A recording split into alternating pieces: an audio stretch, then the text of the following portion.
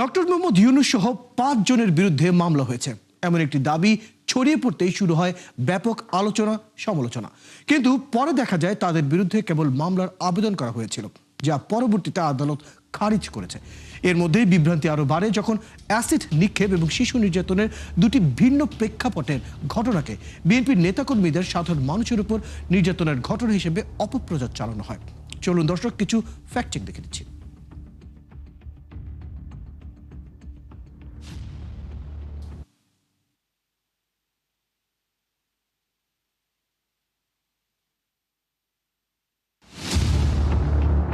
Doctor Mohammad Yunus ও সাবেক স্বাস্থ্য উপদেষ্টা নূরজাহান বেগম সহ ৫ জনের বিরুদ্ধে হাম ও রুবেলা টিকা সংকটের অভিযোগে মামলা হয়েছে এমন দাবি একাধিক গণমাধ্যম ও সামাজিক যোগাযোগ মাধ্যমে প্রচার করা হয়।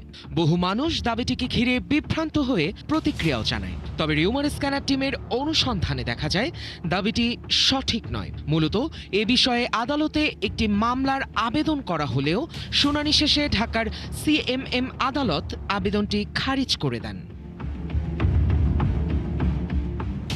ওদিকে হবিগঞ্জের এক নারীকে এসিড নিক্ষেপের ঘটনায় জেলা ছাত্রদলের সাংগঠনিক সম্পাদক জড়িত এমন একটি দাবি ফেসবুক ও ইনস্টাগ্রামে প্রচার করা হয়। তবে অনুসন্ধানে দেখা যায় দাবিটি সম্পূর্ণ মিথ্যা।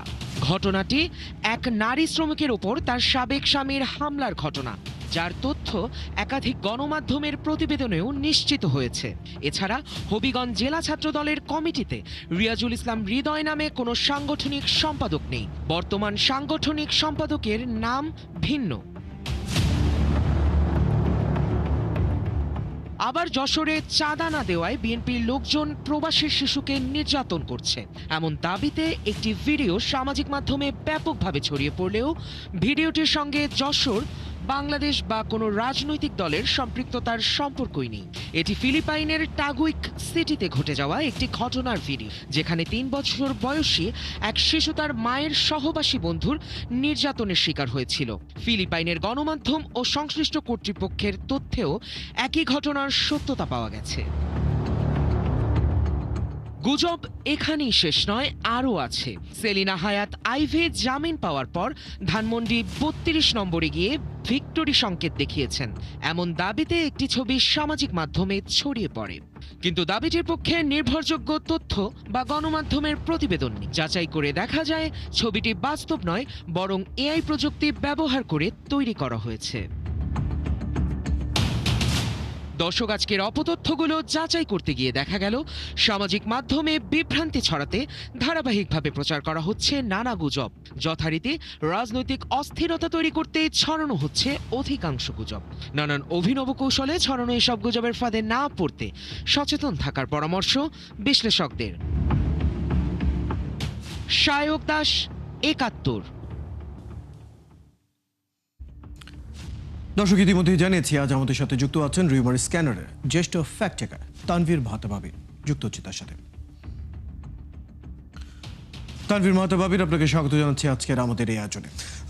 আজকের যে বিষয়টি নিয়ে মূলত আমি আলোচনা করতে চাই সেটাই প্রথমত আমি যাব, আমরা সাম্প্রতিক সময়ে যে গতিবিধি দেখছি আমাদের অপতথ্য এবং গুজবের যে পরিস্থিতি, সেই জায়গা থেকে প্রথমে আমি আপনার কাছে জানতে চাইব, তারপরে অন্য কিছু প্রসঙ্গে যাব। কিন্তু প্রথমে যে প্রশ্নটি আমার রয়েছে সেটা হচ্ছে, এখনকার সময়ে আমরা একটা সময় ছিল ডিফেক্ট বা আর্টিফিশিয়াল ভয়েস এডিট করে যে ভিডিও, সেটির একটি প্রবণতা আমরা গত 6 মাসে খুব বেশি দেখেছি।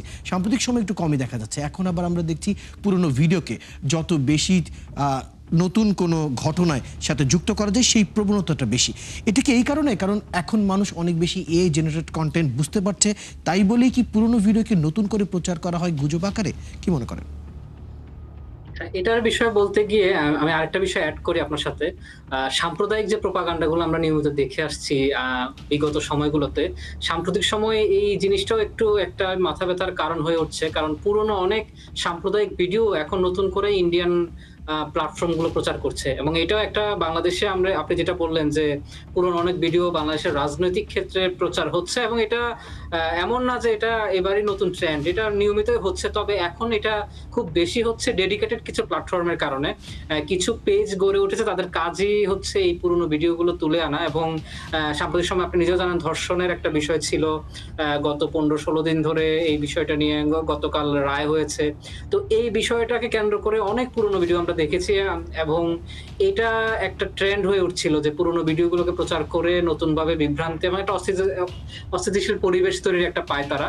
তো এই একই সময় আমরা যেটা দেখলাম যে পুরনো ভিডিওগুলোতে এআই এর কিছু যে ব্যাপারও এড করা হয়, যাতে হচ্ছে বিষয়টা দেখতে একেবারে নতুন মনে হয়, বা এই জিনিসগুলো আগে দেখেনি। আমরা কিছু ভিডিও খুঁজতে গিয়ে, পুরনো ভার্সন খুঁজতে গিয়ে আমাদেরও কিছু ব্যাক পেতে হয়েছে, কারণ ভিডিওগুলোকে এমন ভাবে ম্যানিপুলেট করা হয় পুরনো ভিডিওগুলোকে, পুরনো ভার্সনটা খুঁজে পাওয়াটা একটু কঠিন যদি না আপনি ওই ভিডিও সম্পর্কে কোনো ধারণা না রাখেন। আপনি শুধু রিভার্স সার্চ দিয়ে বা যে ধরনের টুলস গুলো এখন এক্সিস্ট করে বা ফ্যাক্ট চেকাররা নিয়মিত ইউজ করেন, ওই টুলস গুলো দিয়ে আপনি এখন সহজে খুঁজে পাবেন না যদি না আপনি ওই ঘটনা সম্পর্কে কিছু না জানেন। আমি যদি জাস্ট ছোট একটা উদাহরণ দেই, যেমন আপনি যেটা বললেন যে এআই ছবি, সেলিনা হায়াত আইভি বলেন বা জুনায়েদ আহমেদ পলক, এদেরকে নিয়ে নিয়মিত প্রচার করে যে তারা ধানমন্ডি 32 নম্বরে গিয়েছেন।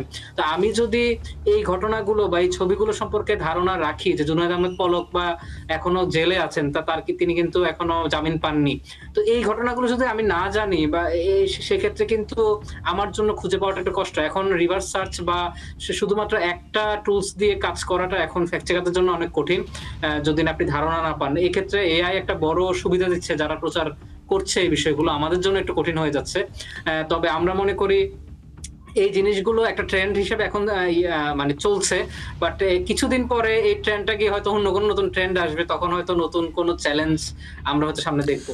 তানভীর মাহতাব আবির, এবার আমি একটু অন্য একটা প্রসঙ্গের দিকে আসতে চাই। সেটা হচ্ছে এই যে ফ্যাক্ট চেকিং করার যে সক্ষমতা, সেটা নিয়ে গত কয়েকদিনের মধ্যে তথ্যমন্ত্রী, প্রধানমন্ত্রী নানা ধরনের মন্তব্য আমরা পেয়েছি। এমনকি তথ্যমন্ত্রী নিজেও বলেছেন সবগুলো সংবাদ মাধ্যমের নিজস্ব ফ্যাক্ট চেকিং উইং থাকা দরকার এবং থাকা প্রয়োজন। আপনার কাছে জানতে চাই, আপনি কি মনে করেন প্রত্যেকটা সংবাদ মাধ্যম যদি তাদের ফ্যাক্ট চেকিং উইং করতে চায়, সেই ক্ষেত্রে কি সেই পরিমাণ লোক, সক্ষম লোক, ক্যাপাবিলিটি এবং প্রযুক্তিগত যে সাপোর্ট দরকার, সেটা কি আমাদের আছে এখনো? এটা পুরোটাই নির্ভর করে আপনার আন্তরিকতার উপর। আমরা যেটা মনে করি যে একটা গণমাধ্যম বা একটা মিডিয়া হাউসের আন্তরিকতা থাকতে হবে প্রথমত, যে তারা একটা ডেডিকেটেড ফ্যাক্ট চেকিং একটা উইং গড়ে তুলবেন। আমরা যেটা দেখি, যেমন ৭১ যে এই প্রোগ্রামের কথা যদি ধরি, ডেডিকেটেডলি এই প্রোগ্রামটা রান করছে যে ফ্যাক্ট চেকিং বিষয়, এবং প্রায় ১.৫ বছর হয়ে যাচ্ছে। তো এই জিনিসটা একটা উদাহরণ হিসেবে হতে পারে যে আপনি যদি আন্তরিকতা থাকে কোনো মিডিয়া হাউসের বা কর্তৃপক্ষের, সেক্ষেত্রে কোনো কিছু আসলে অসম্ভব না। সেক্ষেত্রে লোকবল আমরা সবসময় বলি যে লোকবল হতে পারে, সেটা নতুন লোকবলও নেওয়া যেতে পারে এমন, অথবা সাংবাদিক যারা এক্সিস্ট করে তাদেরকে একটা ডেডিকেটেড ট্রেনিং দিয়ে এই পেশাটাতে ঢুকানো যায়। তো এটা আমার মতে যে কোনো সমস্যা হওয়ার কথা নয়। আমি একটু প্রশিক্ষণের বিষয়টি নিয়ে জানতে চাই। আপনি বলছিলেন প্রশিক্ষণ দিলেই আমরা সাংবাদিক থেকে শুরু করে ফ্যাক্ট চেকারদেরকে সক্ষমতা আরো বাড়াতে পারি। কি ধরনের ট্রেনিং, কোথায় করব, এবং সেটা কি আমাদের দেশেই সম্ভব কিনা? হ্যাঁ, দেশে তো অবশ্যই সম্ভব, কারণ ফ্যাক্ট চেকিং প্রতিষ্ঠানগুলো এখন যেগুলো চলছে বাংলাদেশের প্রাতিষ্ঠানিক একটা মডেলে যেসব প্রতিষ্ঠানগুলো এখন চলছে, তারা কিন্তু এমন না যে বিদেশ থেকে ট্রেনিং নিয়ে এসছে, তারা দেশীয় কারিগরি সহায়তাগুলোই তারা কাজে লাগাচ্ছে। এবং আমরা রিউমার্স খানার কথা আমরা বলতে পারি, আমরাও বিগত সময়ে অনেক সাংবাদিক বা মিডিয়া হাউসকে ট্রেনিং দিয়েছি। এবং আমি যেটা সবসময় বলে এসেছি, শুধুমাত্র ট্রেনিং কিন্তু আসলে কোনো কাজে দিবে না, কারণ আমি আপনাকে আজকে এক বিষয় ট্রেনিং দিচ্ছি, হয়তো সামনের দিনগুলোতে হয়তো নতুন কোনো পদ্ধতি আসবে, নতুন কোনো গুজবের ধরন আসবে, যেটা আসলে ওই ট্রেনিং এ হয়তো সময়ের সাথে সাথে নিজেকেও আসলে একই সাথে উন্নত করতে হবে। তানভীর মাহতাব, ঠিক একই বিষয় নিয়ে আমি আরো বিস্তারিত আলাপ করবো, তবে এই মুহূর্তে একটা বিরতির সময় হয়েছে। বিরতিটা নিয়ে আবার আপনার কাছে ফিরছি, সঙ্গে থাকুন। তানভীর মাহতাব আবির, আরো একবার স্বাগত জানাচ্ছি আপনাকে আমাদের এই আয়োজনে। বিরতির আগে আমরা কথা বলছিলাম ফ্যাক্ট চেকারদের সক্ষমতা এবং সাম্প্রতিক সময়ে ফ্যাক্ট চেকারদের যে প্রয়োজনীয়তা সব ক্ষেত্রে অনুভব করছে, অর্থাৎ তথ্যমন্ত্রীও ফ্যাক্ট চেকারদের প্রশিক্ষণ, তাদের মানোন্নয়ন নিয়ে কথা বলছেন, প্রধানমন্ত্রী এই নিয়ে উল্লেখ করেছেন। একই সাথে আমরা সাধারণ মানুষ কোথাও যদি কোনো তথ্য বা অপতথ্য দেখি, আমি নিজেও চেষ্টা করি কোথায় কোন ফ্যাক্ট চেকার কোন সত্যটা বলেছেন সেটা যাচাই বাছাই করার জন্য। তাহলে এই যখন একটা পরিস্থিতি, তখন আমরা দেখছি ফ্যাক্ট চেকারদের দায়িত্ব সময়ের সাথে সাথে বাড়ছে, এবং একজন ফ্যাক্ট চেকারকে তাদের নিজের মান উন্নয়নও সময়ের সাথে সাথে করতে হবে। তো সেই ক্ষেত্রে আমি জানতে চাই, আসন্ন বাজেটে কদিন পরই বাজেট ঘোষণা করা হচ্ছে, সেখানে আসলে ফ্যাক্ট চেকারদের জন্য আলাদা জায়গা, আলাদা বরাদ্দ বা প্রণোদনা কীরকম বা কি হলে খুব বেশি ইতিবাচক হয় বলে মনে করেন, কি প্রত্যাশা? বাজেটে তো আসলে আলাদা করে তেমন কোনো বরাদ্দ রাখার সুযোগ নেই। এটা যদি আইসিটির ক্ষেত্র হয় সেক্ষেত্রে হয়তো ফ্যাক্ট চেকারদের মান উন্নয়ন বা এই ধরনের কাজগুলো করার ক্ষেত্রে প্রশিক্ষণ বলেন বা আমি আগেও এই প্রোগ্রামে বলেছি যে কিছু ধরুন ক্যাম্পেইন করা যেতে পারে। এই ক্যাম্পেইন গুলোর জন্য যদি বরাদ্দ রাখা যায়, এই ক্যাম্পেইন গুলো হতে পারে সচেতনতা ক্যাম্পেইন, সেটা ম্যাস গ্যাদারিং যেখানে হয়, স্কুলের সমাবেশ বা মসজিদের যে গ্যাদারিং গুলো হয় মসজিদে বা মন্দিরে, এই গ্যাদারিং গুলোতে কিছু ক্যাম্পেইন করা যেতে পারে যে সচেতন করার জন্য। কারণ ফ্যাক্ট চেকিং এর প্রথম বিষয়টা হচ্ছে আপনাকে সচেতন হতে হবে এবং আপনাকে ভাবতে হবে শুরুতেই যে আমি যেটাই দেখছি এটা আমি বিশ্বাস করব না। তো এই ক্যাম্পেইন গুলোর ক্ষেত্রে যদি বরাদ্দ বাড়ানো যায় বা সরকার যদি উদ্যোগী হয়, সেক্ষেত্রে বাজেটে এটার ক্ষেত্রে এটার একটা বরাদ্দ রাখতে পারে এবং একই সাথে সরকারি যে কর্মকর্তারা আছে তাদের যদি প্রশিক্ষণের এটা আপনি হয়তো জানেন যে ডিসি সম্মেলন হয়েছে সম্প্রতি, সেখানে ডিসিরাও বলেছেন যে ফ্যাক্ট চেকিং নিয়ে তারা কাজ করতে চান জেলা পর্যায়ে এবং এটা একটা খুবই ভালো একটা উদ্যোগ তারা। তানভীর মাহতাব, আমি ঠিক একই প্রসঙ্গে এই জায়গাটা থেকেই আমি ধরতে চাই। আসলে এই যে সরকারি কর্মকর্তা তারা যখন তথ্য বা অপতথ্য নিয়ে জানতে চান, তারা ফ্যাক্ট চেকারের কাছে যান। কোনো স্টুডেন্ট সেও যদি কোনো ধরনের তথ্য অপতথ্য বুঝতে চায়, তাকেও ফ্যাক্ট চেকিং একটা ওয়েবসাইটে যেতে হবে। এরকম সবারই কিন্তু ফ্যাক্ট চেকার প্রয়োজন হচ্ছে। তাহলে আমাদের দেশে এই মুহূর্তে কি পরিমাণ আসলে ফ্যাক্ট চেকার আছে এবং সময়ের সাথে সাথে যে পরিমাণ অপতথ্য বাড়ছে, আমাদের তো আরও ফ্যাক্ট চেকার লাগবে। তো সেই ধরনের প্রশিক্ষণ বা কোনো ইনস্টিটিউটের প্রয়োজন দেখেন কিনা? বাংলাদেশে আসলে ফ্যাক্ট চেকার বাড়ছে না, এটা খুব আশঙ্কার জায়গা। এই কারণে এটার একটা বড় সমস্যা হচ্ছে আমাদের ফ্যাক্ট চেকিং যে প্ল্যাটফর্ম গুলো তাদের অর্থনৈতিক মডেলটা এখনো একটু ভালনারেবল পজিশনে আছে। কারণ আমরা কিন্তু কারোর সহায়তা নিয়ে চলি না বা আমরা পুরোটাই নির্ভর করি মানুষের ডোনেশনের উপর। যারা উইলিংলি ডোনেট করে তারাই হচ্ছে ফ্যাক্ট চেকিং এ ডোনেট করে বা আমরা কারোর কাছ থেকে যে স্পন্সরশিপও নেই না, কারণ এটাতে একটা বায়াসনেসের এই ব্যাপার চলে আসে। এমনি ভাবে আমরা কিন্তু সরকার থেকেও কোনো সহায়তা নেই না। সরকার আমাদেরকে সাপোর্ট দেয় বিভিন্ন ভাবে, যে বিভিন্ন ধরনের ডাটা গুলো দিতে পারে বা সরকারের কাছ থেকে আমরা যোগাযোগ রাখতে পারি বিভিন্ন কোলাবোরেশনের কাজে। বাট এটা কিন্তু এরকম না যে এটা অর্থনৈতিক ভাবে কোনো সহায়তা আমরা সরকার থেকে পাই। স্বাধীন ফ্যাক্ট চেকিং প্রতিষ্ঠান গুলো আসলে এইভাবে রান করছে এবং এই কারণে আসলে অর্থনৈতিক মডেলটা এখনো গড়ে ওঠেনি দেখে ফ্যাক্ট চেকারদের সংখ্যাও বাড়ছে না। এই কারণে হচ্ছে সীমিত সংখ্যক ফ্যাক্ট চেকিং প্রতিষ্ঠানগুলো সীমিত সংখ্যক লোকবল নিয়ে আসলে যতটুকু পারা যাচ্ছে করা যাচ্ছে। আপনি দেখবেন যে আমরা প্রতি মাসে যে প্রেস রিলিজ প্রকাশ করি, প্রতি মাসেই কিন্তু গুজব বাড়ছে, আপনিও যেটা বললেন। কিন্তু ওই তুলনায় কিন্তু ওই গুজব ডিবাঙ্ক না হওয়া অবস্থায় এমন অসংখ্য গুজব পড়ে আছে যেগুলো আসলে আমরা লোকবলের অভাবে করতে পারছি না। আমি সেটাই বলছিলাম তানভীর মাহতাব, আমাদের দেশের যদি এই পেমেন্ট সিস্টেম বা ইকোনমিক সিস্টেমটার অবস্থা যদি এমন হয়, সেটা কি সব দেশেই এরকম? না, সব দেশে। আমি যদি ভারতের দুই একটা প্রতিষ্ঠানের উদাহরণ দেই, ভারতে কিন্তু পুরোটাই ডোনেশন মডেলের উপরে চলে। আমি একটা প্রতিষ্ঠানের কথা বলি, অল্ট নিউজ। তারা পুরোটাই হচ্ছে মানুষ থেকে ডোনেশন নেয় এবং তাদের ডোনেশন প্রচুর মানুষ ডোনেশন করেও, কারণ যারা উপকৃত হয় তারাই ডোনেশন করবে। আপনি যদি একটা ফ্যাক্ট চেকিং থেকে উপকৃত হন, আপনি খুশি হয়ে ডোনেশন দিতে আপনি উইলিংলি এই ডোনেশন যে কার্যক্রম, সেটা কি আমাদের দেশে কেমন দেখেন তাহলে? বাংলাদেশে এটা এখনো সেই পর্যায়ে যায়নি, কারণ বাংলাদেশে মানুষ তাদের কারিগরি বা এই ধরনের জ্ঞানগুলো এখনো অনেক কম।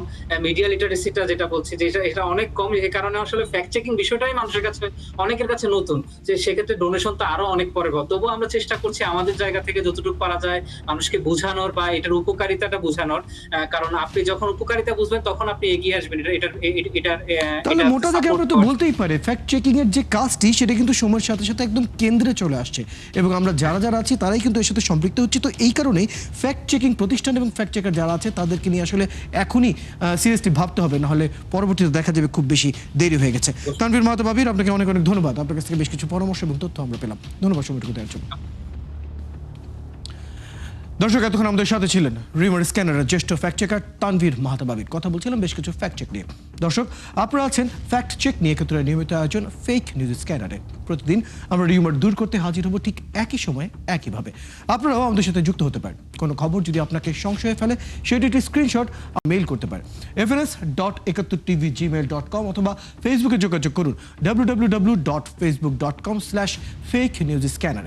আমরা সেই তথ্যের ফ্যাক্ট চেক করে আপনাদের জানাবো। চটকদার শিরোনাম দেখে ক্লিক করবেন না, বিশ্বাস আর প্রতিক্রিয়া জানানোর আগে ফ্যাক্ট চেক করুন। আর থাকুন ৭১ সাথে।